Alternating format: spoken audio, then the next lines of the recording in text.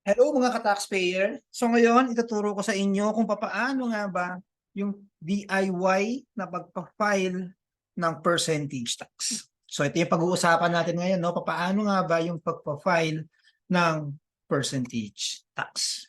Okay. So, unang tatandaan natin ngayon na yung percentage tax ngayon is nabago na yung rate niya, no? So starting July 1, 2023, yung percentage tax rate natin ngayon is 3% na siya. So dati siyang 1%, babalik siya ngayon sa dati niyang rate na 3%. Tandaan natin na yung deadline ng ating percentage tax is ngayong darating na October 25, 2023. So we have to make sure na yung tax rate natin is tama doon sa pag-compute ng percentage tax. Okay?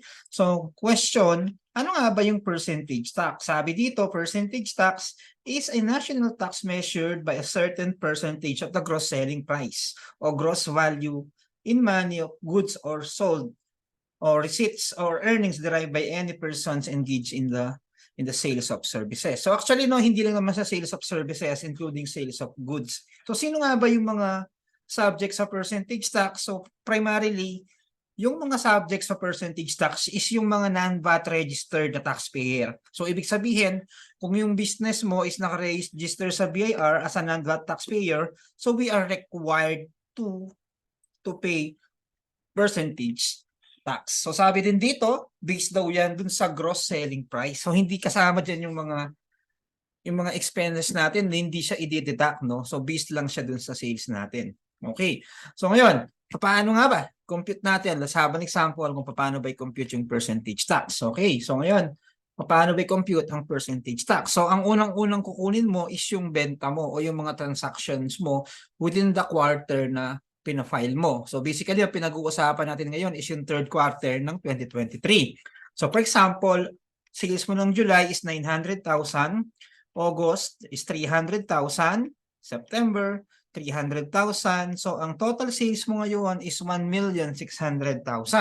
So after mong makuha yung total sales mo for the quarter, ang gagawin mo, if may mga discount ka, no, ile-less mo din yan. If wala naman, wala ka namang ile-less, no? So assuming wala ka namang discount, so net sales, multiply lang natin ng 3%. So ang makukuha nating percentage tax due is 48,000. So, yan ang babayaran mong percentage tax. So, deadline lang natin ha. So, sa October 25, 2023. So, after nyan, gagawin natin, file natin siya using the EBIR form. So, syempre, may mga magtatanong na, Sir, nagbago yung rate natin. So, pwede ba natin gamitin yung EBIR. So, pwede naman natin siyang gamitin kasi hindi naman tinanggal dun sa mismong BIR form o EBIR yung 3%. Okay, so punta tayo ngayon doon sa EBIR. So, for example, no, ginamit mo na before tong EBIR, nakasave na yung data mo. So, ang gagawin mo lang, ilalagay mo lang yung TIN mo dito. So, I will use my TIN, no? So, gagamitin ko yung TIN ko. So, piliin mo ngayon yung form na 2551Q. So, meron tayong dalawang form dito, no? Na 2551Q. So meron tayong dalawa dito. Yung gagamitin mo yung 2018 na. Kasi yung 2551Q na isa, which is yung lower version. No? Kasi before, ang 2551 is monthly siya.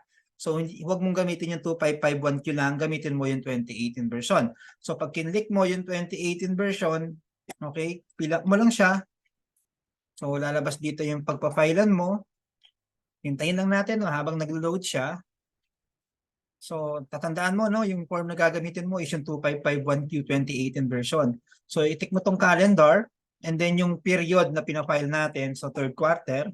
So, of course, gagamitin natin dito yung graduated, no? Doon sa 8% kasi, hindi na tayo magpa-file ng percentage tax, no? I mean, tsaka na natin pag-uusapan yun, no? Ibang topic naman yun. So, ang point natin dito, graduated ang gagamitin natin. And then, doon tayo sa page 2. So dito, pipiliin mo yung code. So if you will notice, no, ang ilalagay mong code dito is yung 3%, no?